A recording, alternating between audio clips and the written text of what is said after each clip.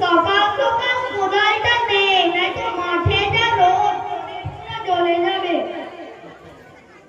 আশেপাশে কেউ নাই তো, এখানে একবার টেনে দে।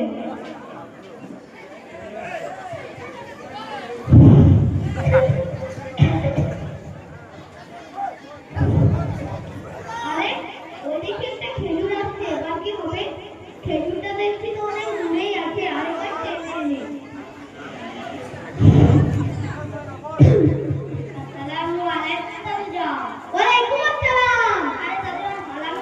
ভুল বললেন।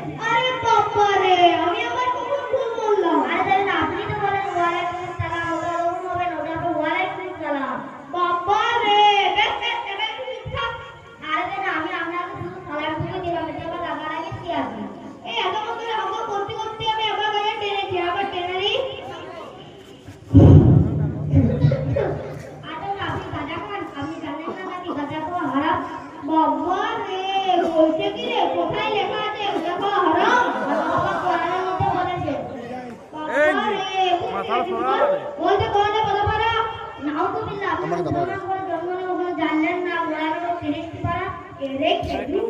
সবাই বলে নাকি সূরাতুল বাকরায় নাকি বিসমিল্লাহ নাই। আরে দাদা সূরাতুল বাকরায় না, পুরো 2 বার বিসমিল্লাহ নেই।